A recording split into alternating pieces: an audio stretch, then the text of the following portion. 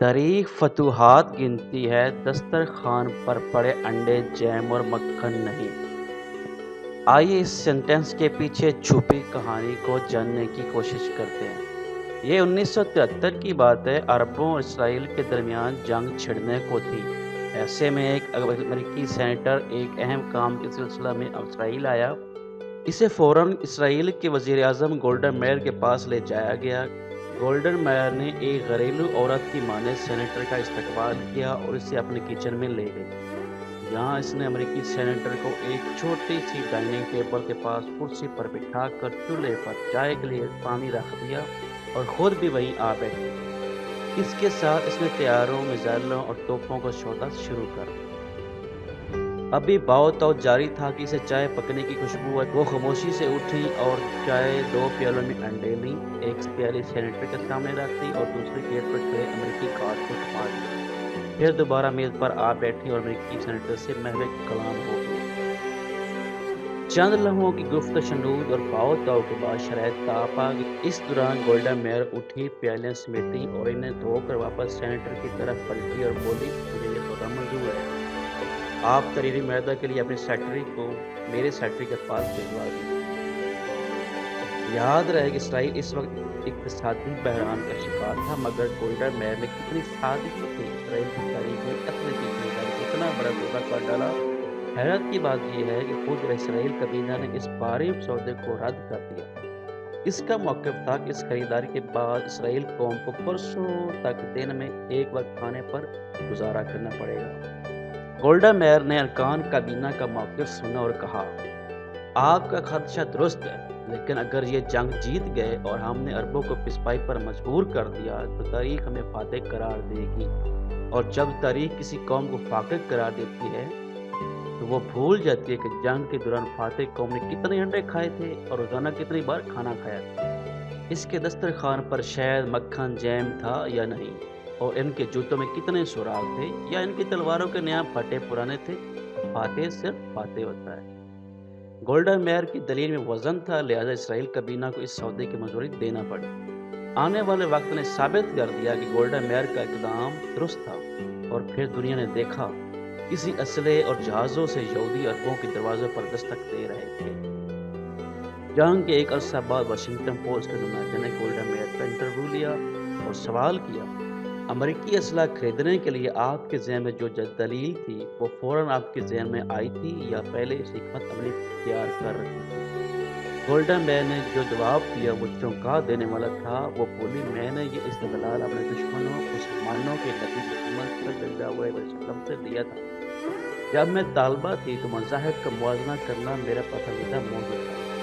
انہی دنوں میں نے محمد صلی اللہ علیہ وسلم کی شان حیات پڑھی۔ اس کتاب میں مصنف نے ایک جگہ لکھا تھا کہ جب محمد صلی اللہ علیہ وسلم کا وصال ہوا تو ان کے گھر میں اتنی رقم نہیں تھی کہ وہ چراغ جلانے کے لیے تیل خریدا جا سکے، لہٰذا ان کی اہلیہ حضرت عائشہ صدیقہ رضی اللہ عنہا نے ان کے ذرا بختر رہ کر تیل خریدا، لیکن اس وقت بھی محمد صلی اللہ علیہ وسلم کے گھر کی دیواروں پر 9 تلواریں لٹک رہی۔ میں نے جب یہ واقعہ پڑھا تو میں نے سوچا کہ دنیا میں کتنے لوگ ہوں گے جو مسلمانوں کی پہلی ریاست کی اس کمزور اقتصادی حالت کے بارے میں جانتے ہوں گے، لیکن مسلمان آج بھی دنیا کے فاتح ہیں۔ یہ بات پورے دنیا جانتی ہے، لہٰذا میں نے فیصلہ کیا کہ اگر مجھے اور میری قوم کو برسوں کا بھوکا رہنا پڑے، پختہ مکانوں کے بجائے خیموں میں زندگی بسر کرنا پڑے، تو وہ بھی اسلحہ خریدیں گے، خود کو مضبوط ثابت کریں گے اور فاتح کا احساس پائیں گے۔ گولڈا میئر نے اس حقیقت سے تو پردہ اٹھایا، مگر ساتھ انٹرویو نگار سے درخواست کی اسے آف دی ریکارڈ رکھا جائے اور شائع نہ کیا جائے۔ وجہ یہ تھی کہ مسلمانوں کے نبی کا نام لینے سے جہاں اس کی قوم اس کے خلاف ہو سکتی تھی، وہاں دنیا میں مسلمانوں کے موقف کو تقویت ملے گی۔ چنانچہ واشنگٹن پوسٹ کے نمائندے نے یہ واقعہ سرزد کر دیا۔ وقت دھیرے دھیرے گزرتا رہا، یہاں تک کہ گولڈا میئر انتقال کر گئی اور وہ انٹرویو نگار بھی عملی صحافہ سے الگ ہو گئی۔ اس دوران ایک اور نامہ نگار امریکہ کے 20 بڑے نامہ نگاروں کی انٹرویو لینے میں مصروف تھا۔ اس سلسلے میں وہ اسی نامہ نگار کا انٹرویو لینے لگا جس نے واشنگٹن پوسٹ کے نمائندے کی حیثیت سے گولڈا میئر کا انٹرویو لیا تھا۔ اس انٹرویو میں اس نے گولڈا میئر کا واقعہ بیان کر دیا جو سیرت نبی صلی اللہ علیہ وسلم سے متعلق تھا۔ اس نے کہا کہ اب یہ واقعہ بیان کرنے میں اسے کوئی شرمندگی محسوس نہیں ہو رہی ہے۔ گولڈن میئر کا انٹرویو کرنے والے نے مزید کہا، میں نے اس واقعے کے بعد جب تاریخ اسلام کا مطالعہ کیا تو میں عرب بدوؤں کی جنگی حکمت عملیاں دیکھ کر حیران رہ گیا، کیونکہ مجھے معلوم ہوا کہ وہ طارق بن زیاد جس نے جبل طارق کے راستے اسپین فتح کیا تھا، اس کی فوج کے آدھے سے زیادہ مجاہد کے پاس پورا لباس ہی نہیں تھا۔ وہ 72 گھنٹے ایک چھگل پانی اور سوکھی روٹی کے چند ٹکڑوں پر گزارا کرتے تھے۔ یہ وہ موقع تھا جب گولڈن میئر کا انٹرویو نگار قائل ہو گیا کہ تاریخ فتوحات گنتی ہے، دسترخوان پر پڑے انڈے، جیم اور مکھن نہیں۔ گولڈن میئر کے انٹرویو نگار کا اپنا انٹرویو جب کتابی شکل میں شائع ہوا تو دنیا اس کا ساری داستان سے آگاہ ہوئی۔ یہ حیرت انگیز واقعہ تاریخ کی دریچوں سے جھانک جھانک کر مسلمان عالم کو جھنجھوڑ رہا ہے، بیداری کا درس دے رہا ہے، ہمیں سمجھا رہا ہے کہ ادری اباؤں اور پھٹے جوتوں والے گلا باندھ 1400 برس قبل کس طرح جہاں بان بن گئے۔ ان کی ننگی تلوار نے کس طرح 4 براعظم فتح کر لیے۔ اگر پرشکوہ محلات، عالیشان باغات، زرق فرق لباس، ریشم و کمخاو سے آراستہ و پیراستہ آرام گاہیں، سونے، چاندی، ہیرے اور جواہرات سے بھری تجوریاں، خوش ذائقہ کھانوں کے انبار اور کھنکھناتے سکوں کی جھنجھار میں بچا سکتی تو تاریوں کی ٹڈی دل افرائے بغداد کو رونتی ہوئی معتصم باللہ کے محل تک نہ پہنچتی۔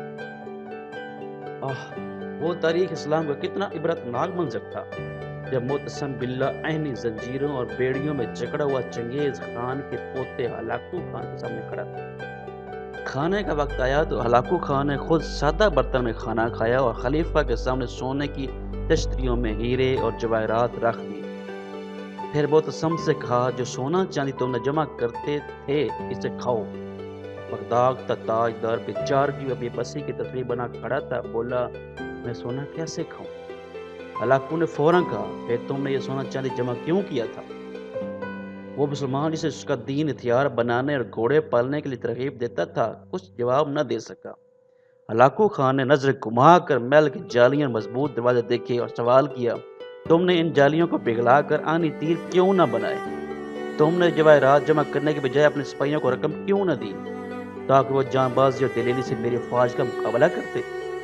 خلیفہ نے تعصب سے جواب دیا، اللہ کی یہی مرضی تھی۔ ہلاکو نے کڑک دار لہجے میں کہا، پھر جو تمہارے ساتھ ہونے والا وہ بھی خدا کی مرضی ہوگی۔